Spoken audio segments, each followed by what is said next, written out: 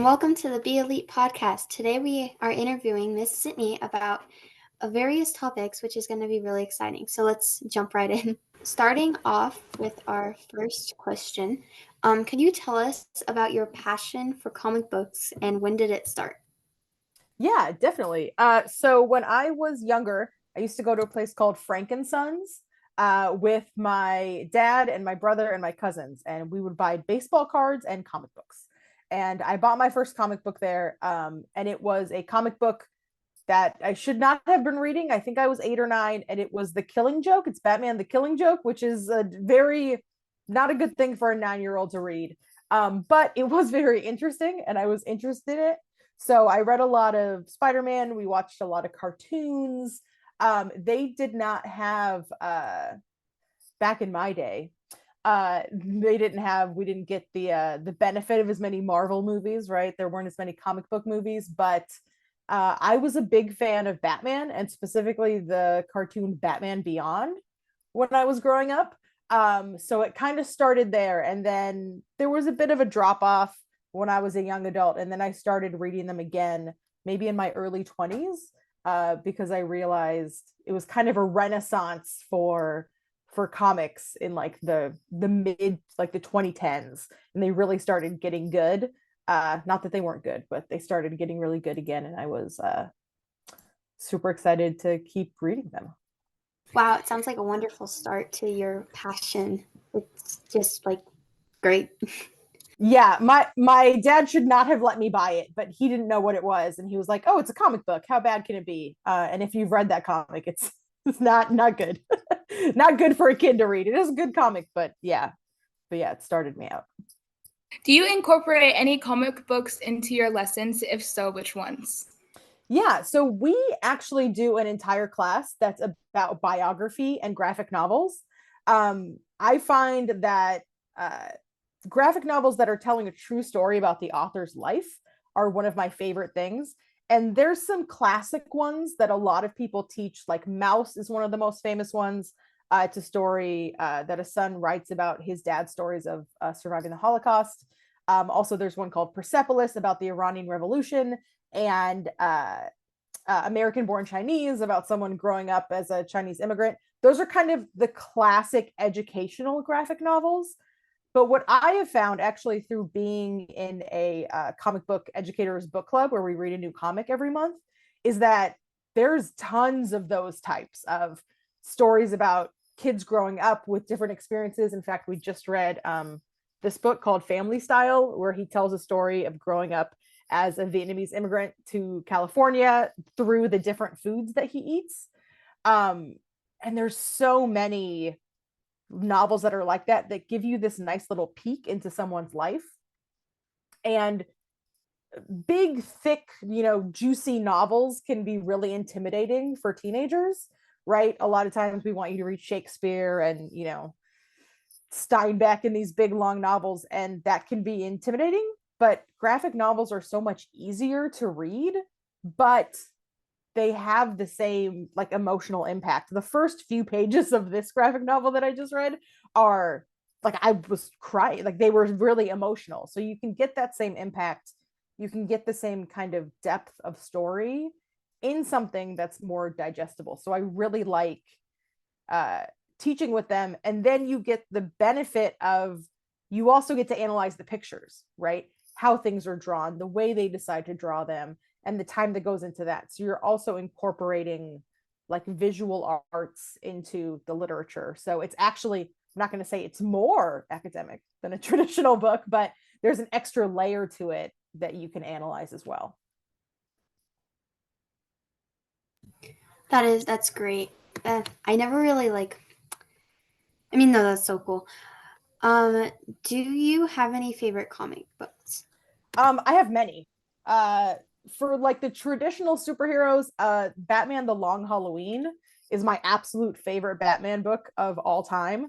Um, and all of that the team that made that book has made like 5 or 6, and they're all amazing. Uh, Daredevil, I'm a really big fan of Daredevil. I really like Moon Knight, specifically Jeff Lemire did a little Moon Knight run that's really good. but I'm really Image comics are my bread and butter. It's kind of a slightly indie. It's not Marvel or DC. It's like the next step down. But the book series called Y the Last Man is my favorite comic book graphic novel of all time. It's the story. Essentially, the plot is one day all the men die. Like something, disease happens. They're all gone in the morning except for one guy. And it's his story of him essentially trying to get back to his girlfriend who was on vacation in Australia. And all these like insane adventures that happen. It's my favorite book. So it's a comic book graphic novel, but it's my favorite book of all time.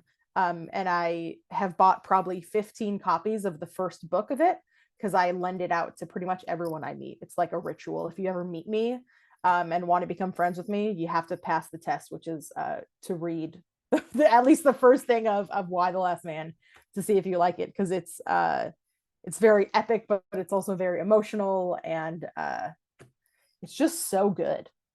And they tried to make a TV show of it, and it wasn't very good, and it broke my heart. But the book itself is incredible. That is definitely the case most of the time, because like the book, it's amazing, and the movie, they're like, you didn't really capture the main point of the book. And also, what I was going to say for the other question that you answered is that I always like wondered how you incorporated the education into comic books, because I always thought comic books were fun, but after listening to you, that makes total sense. Yeah, and you can, I'm hoping that as I work in more English classes, that I can also start to incorporate some of the classic comic books, right? There's no reason why, if we're talking about, heroes and villains and antagonists and stuff, and, there's no reason why we can't read Batman, right? If we're talking about how a villain really shines on the qualities of a hero, Batman and the Joker are perfect for that. So I think starting off with the more kind of serious graphic novels, right, to build faith in the fact that comic books can be educational, and then saying, hey, this Daredevil comic perfectly captures humor and sarcasm and tone, and also, represents all this other stuff, and the way that they draw, the fact that he can't see is amazing.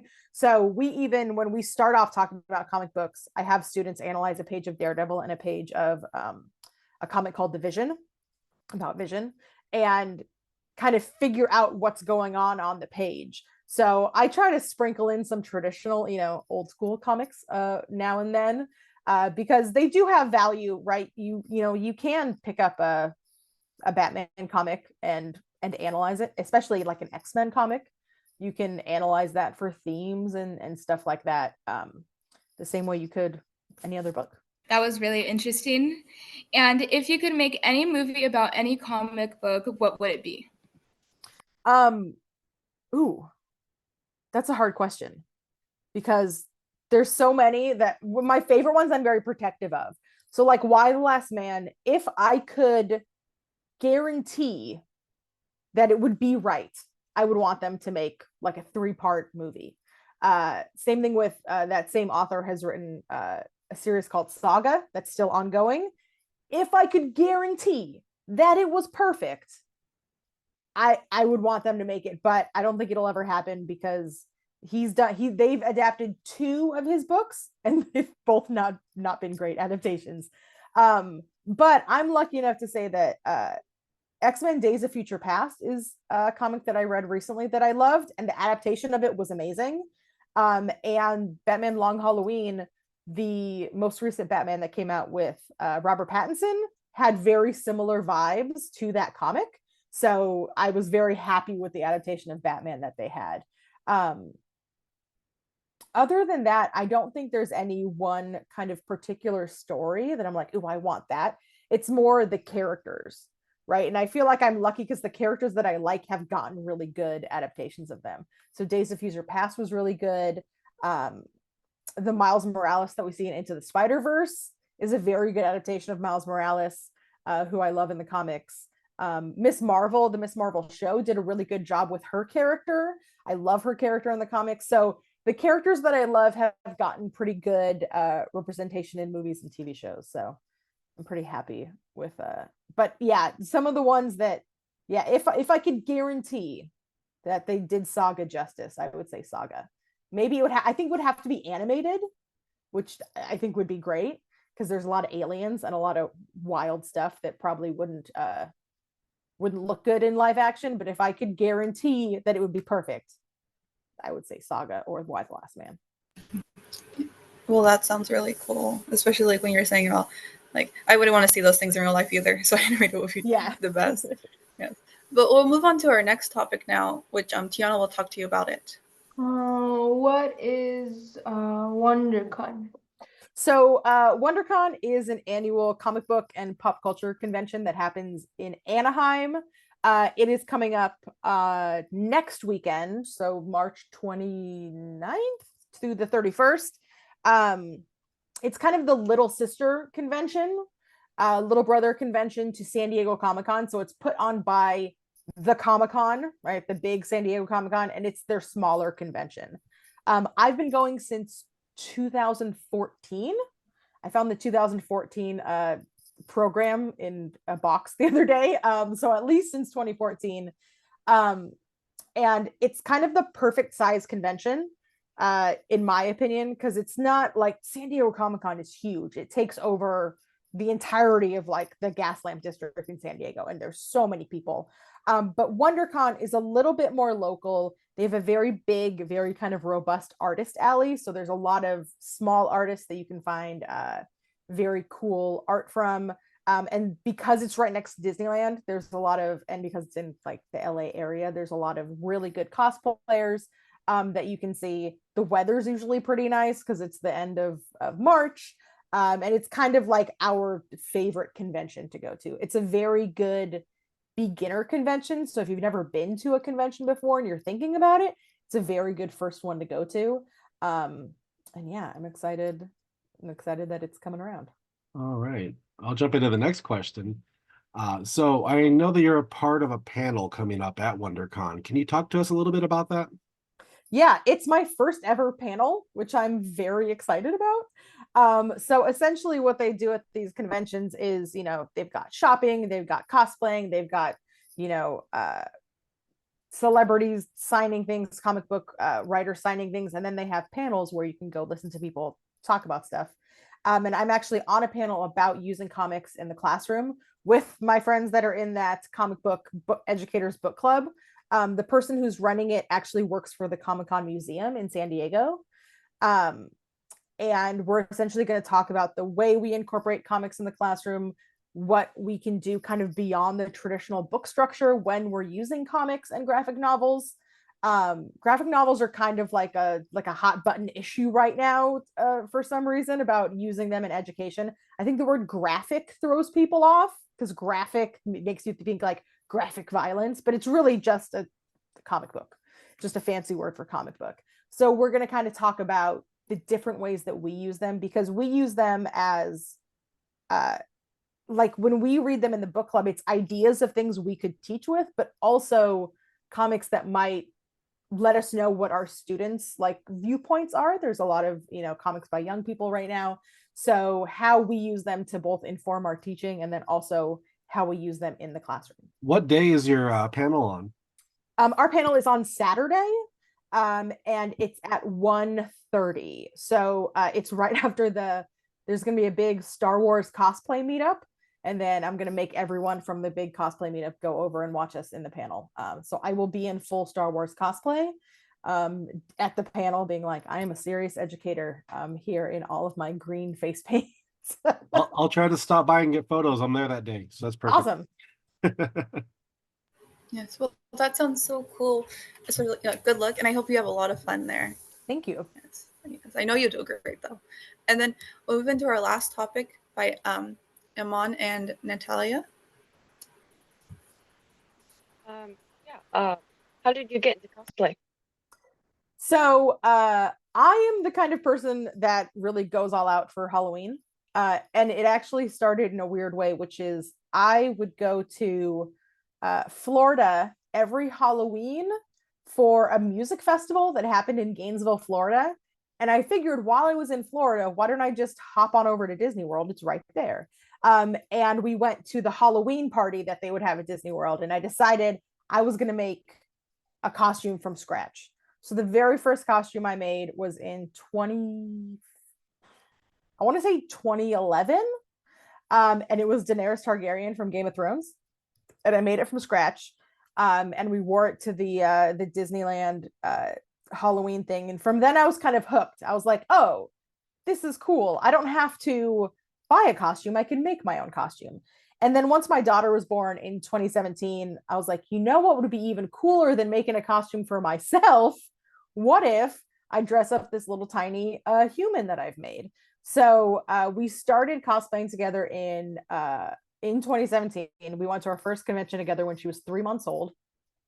And we did Squirrel Girl, the Unbeatable Squirrel Girl. And then she was Tippy Toe, which is her little, if you know anything about that comic, it's like a little gray squirrel. That's her sidekick.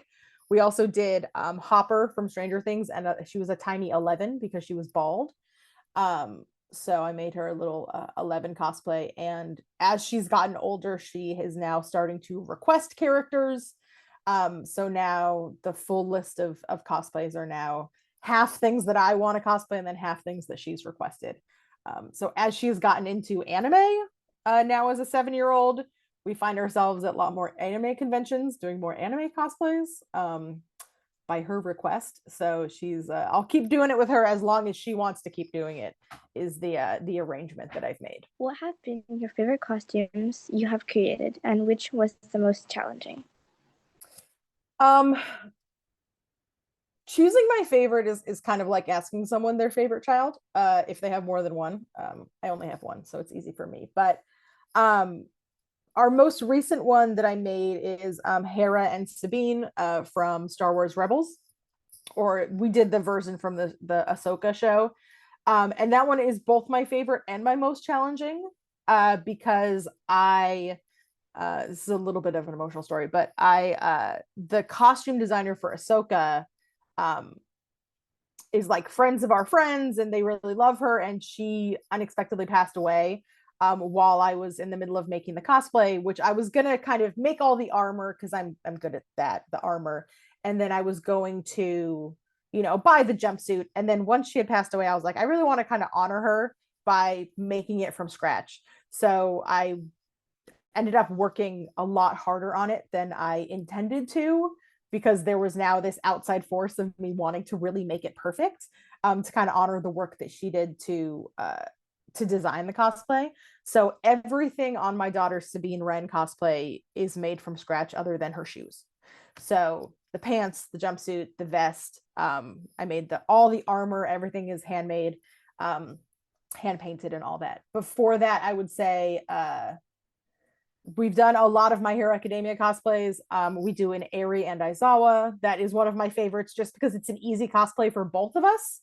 So we wear it a lot, although she's kind of growing out of it. She's getting very tall. We also, Bakugo was the first kind of intense cosplay that she did. I usually put her in an easy to wear cosplay, but with Bakugo, she had the big gauntlets and like the neck armor and all this stuff. And that was kind of the first one that she was like, okay, I can wear something, right? That's a little bit harder to wear. And as long as everyone's telling me how cute I am, I'm good with it all day. And then also she has Hawks from My Hero Academia. That one is both one of my favorites and the most challenging because I hand cut and then glued over 300 foam feathers on an expandable pair of wings for her. And then I have so many favorites. We did our own original design Mandalorians, which is our helmets right here. So she wanted to do based on Encanto, which is one of her favorite movies. So she's a Mirabelle themed Mandalorian, and mine is a Bruno themed Mandalorian. And I did hand embroidery on her skirt with like little Star Wars themed designs. So that one I think is probably in my top 3. It's probably Sabine, Bakugo, and her Mirabelle Mandalorian are my favorite things. What are the steps to doing cosplay? Well, it's different for everyone. The first thing you want to do is pick a character you want to cosplay as, obviously. And then you can decide if you want to buy it or make it. And both of those things are totally fine. I choose to make my own, mostly because I'm a little bit of a larger lady, so they don't really have stuff in my size. And also, my daughter is a tiny lady, and they don't make stuff in her size either, right? So I've kind of been forced to make it. But if you have the option, you can make something. I also started out with like modifying clothes. So I would buy something that kind of fit the look, and then I would cut it up or change it or dye it a different color. So you kind of have to find the character and then decide your level that you're going to make, right? So maybe you're going to buy the base and then modify some things, or maybe you're going to buy the whole thing, or you're going to make it from scratch. I then find you got to make a to-do list. Here's the parts I need to make so that you can tackle them one by one. Because if you're looking at a picture of a costume and going, okay, I'm going to make that, you have no idea where to start. So if you, the skills you need to have. So for me, I have my 3D printer, so I can do armor really easily. But sewing is something just in the last 6 months I've gotten a little bit better at. Well, I've gotten pretty good at it, but that's a thing that I didn't really have that skill before. So some people, you'll see them making a cosplay and they're hot gluing their clothes together. It's like, okay, I used to do that as well before I learned how to sew. So you have to see what, maybe you want to commission someone to do something. Maybe you want to say, hey, Miss Zitney, can you make me a Mandalorian helmet? And then, so you're, okay, I'll sew it. You make the armor, reach out to people. Yeah. And then just make a list and start checking things off the list. I'm always a fan of getting stuff that kind of fits and then modifying it, as opposed to just grabbing a bunch of fabric and unless you really know how to sew already, then you can totally do that. But sometimes it's easier to get a pair of pants fit you, and dye them the color and maybe crop them and cut off some pockets or something, rather than trying to sew a pair of pants from scratch. What cosplays are you planning to do in the future? We are actually, I'm just finishing up my daughter's Nimona cosplay. If you guys have seen Nimona, she's doing Nimona for WonderCon. I'm currently making that one right now. It's in the final stages, because it's next week. But after that, we're kind of in a little bit of not a slump, but we've got a lot of cosplays done and ready to be worn for kind of the spring convention season. I definitely want to fix up and make my Mandalorian a little bit better than it is. I focused a lot on her Mirabelle, and my Bruno is he's okay, but I could make it look better. So I'm going to fix him up a little bit. But after that, we don't really have a plan, but the new Star Wars show, The Acolyte, is coming out soon. And there are some small Jedi Padawans. So I'm assuming I'm going to be making one of those for my daughter. And then X-Men 97 just came out, and I feel like I'm going to be making something the minute we sit down to watch that. I think she's probably going to want to be Jubilee. So I have those kind of on the horizon as planned. So it's really whatever she requests. She's starting to like video games a lot more. So I'm thinking she's going to ask for a video game character soon. So I'm always just ready to go to see what she's going to suggest. If you had to pick your favorite hero and villain of all time, what would be your choices? It's a very basic choice, but Batman he's kind of my ride or die, right? It's been since day one with me and Batman. I love Batman. Batman and Daredevil are probably my two favorite heroes. And then villain, I just recently, because my good friend is one of the biggest X-Men fans of all time, and he lent me a bunch of books. I've just recently started getting into X-Men, and Magneto is like my favorite. I love a villain that is sometimes correct, and that's Magneto. So I love him. He's my favorite now. He's quickly, in the past few weeks that I've been reading X-Men comics, become my favorite villain. So yeah, definitely Batman, definitely Daredevil.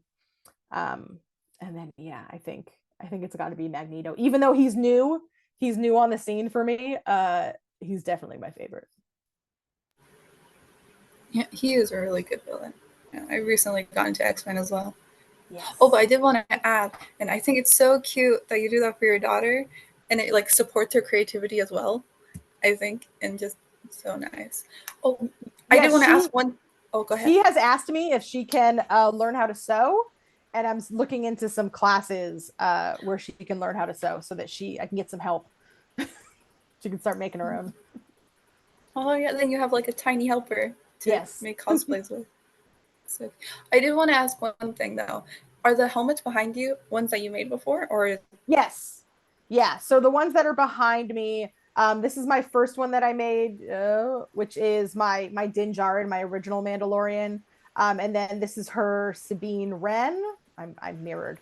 Her Sabine Wren, that's our newest one. And then the green is my Bruno Mandalorian, and the one right below it is her Mirabelle one. She actually helped me design the Mirabelle Mandalorian. So it has it's got her colors, but then it also has like a butterfly motif on the top. And it's made to kind of look like Mirabelle's costume. So she has little butterflies on her shoulder pauldrons and like the little butterfly on the side. So yeah, those are all made by me. And you can see I have my Hera headpiece right there because it broke when we wore it to LA Comic-Con. So it's having repairs done right now so we can wear it to WonderCon. Those look so good though. Thank you. I was like thinking all throughout the thing is like, did you make that or did you buy that? Yes. Yeah. With the help of the 3D printer. Yeah. I tried to make some things out of foam. You can make armor and things like that out of foam, but that is not a talent that I possess. I have tried. I'm not terribly good at it. But with the 3D printer, a lot of people think you just do it on the 3D printer and then it's done and ready, but there is also a lot of work that goes into it. So you have to spend hours and hours sanding it because there's little tiny lines in it when you first get it off the printer. So you have to sand it and then put primer and then sand it more and then put primer and then sand, hours and hours of sanding, and then you got to paint it and everything. So I definitely know it, like the 3D printer like thing, like how much work that is, because I own, well, it's a little scale basically, but a 3D pen. And after you're done using it, there's all these like lines of plastic stuff that's there, and you don't want that to show when you're wearing your helmet to WonderCon or cosplay or whatever you were wearing it to. Yeah, exactly. You can't just take it off the printer and have it be done. Yeah, there's a lot of secondary work that goes into it to make it. I mean, you can, just if you want it to look its best, you got to put a lot of extra time into it afterwards. Yeah, clearly it shows that you put a lot of effort and time into it. Oh, thank you. And now we'll move on to our last topic, which is just bonus questions, which Natalya will tell us about or ask you. Yeah, what are your favorite TV shows right now and of all time? Right now as in airing right now? Or right now as in I'm really liking it? Well, I guess that's like right now isn't really liking it, but you could do either. I'm a big fan of The Last of Us. I just rewatched The Last of Us. The video game has a special place in my heart. I have a little Last of Us tattoo. Well, it's not little; it's a big Last of Us tattoo. I also watched Has Been Hotel, which is that's not an appropriate answer.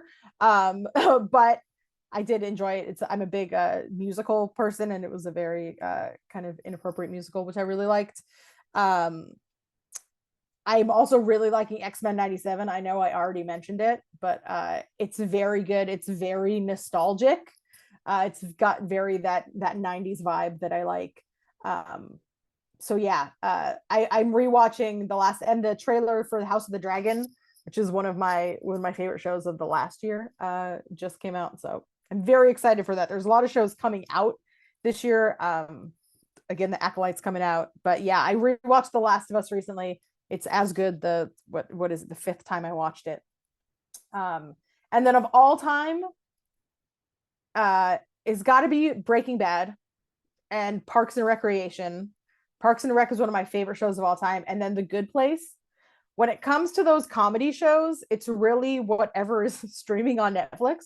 Like I used to watch The Office kind of in the background, and then they took it off Netflix. And then I used to watch Parks and Recreation all the time in the background. and then they took it off Netflix, so I couldn't. And now it's The Good Place. I've seen The Good Place all the way through, maybe, I don't know, 15 times. It's just such a good show. And I cry at the ending every single time. So yeah, for drama, it's Breaking Bad. For comedy, it's The Good Place. Also, The Simpsons. I can watch The Simpsons any episode of The Simpsons, anytime, any situation, and I can watch it. I've also been watching.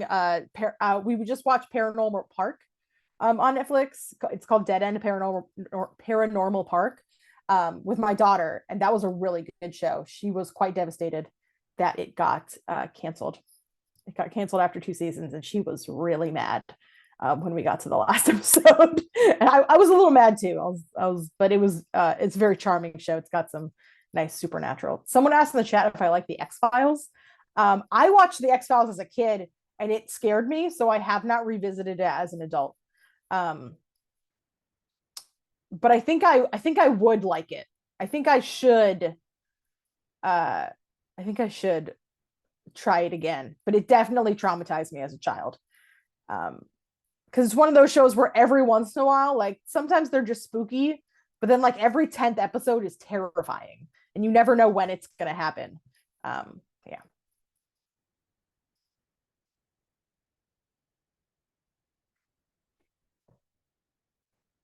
Someone also asked in the chat if I like Our Flag Means Death. And on the topic of things that have devastated me to be canceled after 2 seasons, yes, I do love Our Flag Means Death. I actually have an Our Flag Means Death pillow on my couch, with Ed and Steed cuddling. And it's a lovely show. I was very upset.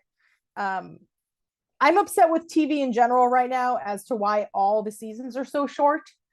I feel like if we could have had 10 episodes, I would have felt a little bit more satisfied, but I don't know why everything has to be 6 to 8 episodes. I say bring back 12 episodes of TV. I think 12 episodes is gives us a little wiggle room. You can have a fun adventure episode. But yeah, 6 and 8 episode TV series are probably my biggest complaint about anything with media right now. And then when they only put out 1 episode like per week also. Yeah. I was gonna say Invincible. I love Invincible. That's one of my favorite shows, but they did the same thing. They released 4 episodes over 4 weeks, and then they waited 4 months, and now the show's back on, but like nobody realizes it's back on because they took a 4-month break for no one knows why. They're saying because it was such a cliffhanger, they wanted to give us time to marinate, and I was like, that's not how people's brain works. We all just kind of forgot it existed. But yeah, it's a very good show. But they just made a very strange choice to take a break in the middle of a 8-episode season. And Andor is also one of my favorite shows, and it's coming back, I think, at the end of this year. An incredible Star Wars show that I'm very passionate about. I'll talk about Andor to anyone at any time who's willing to talk to me about it. A lot of people thought it was boring, but the way that they set it up is in 3-episode arcs. So I talked to people and they're like, it was boring, I couldn't finish it. And I said, how much did you watch? And they said 2 episodes. And I was like, okay, you have to get to the 3rd episode. If after the 3rd episode you don't like it, then you can stop, but you got to get to the first 3. Because it's set up like that. So essentially you watch the first, half of a movie and then didn't finish it. Yeah, I think with even people's attention span, sometimes it's a little hard. Like, I've watched some shows where I only watched like half or like 20 minutes into the show, and I'm like, oh, yeah, I can't do this. Yeah. It's just some of them I just don't have. It depends on the time too. You just don't have the attention. And I think a lot of times if you don't start off really exciting, it can be hard. And that's another reason, if I can circle back to comic books, right? Comic books, within the first like 4 pages, it's really easy to get hooked on a comic book. Whereas if you're reading The Great Gatsby, one of my favorite books, 5 pages in and you're like, okay, I understand the city that we're in. Like, you've described it. Like, okay, we're in the 1920s, right? Whereas in the first 5 pages of a comic, you could be blown away with what's happening already. Yeah, so and it depends on how compelling the content is. My daughter is 7 and she sat quietly in a theater, mostly quietly in a theater, and watched Dune Part 2 last weekend, and that is almost a 3-hour movie, but she was riveted because she loves Timothée Chalamet, so she watched the whole thing. Yeah, my cousin and her dad, they went to go watch Dune 2. Yeah. Dune 2 in the theaters the other week, and they loved it as well. It's very good. It's very loud, which I think is why nobody falls asleep. It alternates between being a very dimly lit scene and being a very bright scene, and then the music is very loud. So I think if you were kind of nodding off, it would wake you back up. Yeah, that's a lot. There's some movies where you want to sleep through it, but you just can't. Like, right. Yeah. But we watched the first Dune movie with my sisters and everyone. Everyone left the room that we're watching it in, except for me and my parents, because it was like it's so long. They all because my sisters are all a lot younger. They just left to go play something else. It is, and if you're someone, I read the Dune books when I was many years ago. I want to listen to the audiobooks again to refresh my memory, but my suggestion is to watch the first one and then immediately go to the theater to watch the second one and just treat it like you're watching a 6-hour long movie, because what the first one does is it lays out all of the exposition so that minute 1 in the second movie, it starts off like 5 minutes after the first movie ends. It's like, okay, we got all that out of the way. Now that you know everybody's names, let's get to the, action. So the first movie is, I really love the first movie, but yeah, it's explaining everything so that in the second movie we can go bananas, essentially. So then now I have to go watch it. Yeah. I'll let you know. Yeah. I would recommend doing a double feature. Watch the first one at home and then go see the second one, preferably in IMAX, because it's a big movie. So you should watch it in IMAX or Dolby, something where the seats are going to rattle with the music. That's the best viewing experience, I think. Well, if no one else has any questions, then I guess we can start ending it off. I just want to say thank you very much for being here and talking with us. We all had a very nice time, and thank you for sharing everything with us. And I hope everything goes well for your panel this weekend. It sounds very exciting. Thank you guys so much for having me and giving me a chance to talk about comic books, one of my favorite things to talk about. Comic books, Star Wars comic books. I'm always very excited to nerd out about those. Well, it was very interesting. Thank you. And thank you for everyone that's watching, and thank you for everyone being here. I'm sorry, what were you going to say? Oh, nothing. Someone asked how big my book collection is. This is how big. These are just comics. So it's kind of it's starting to tilt in the middle. I can't have to stop putting books on it because it's the cheapest IKEA bookshelf.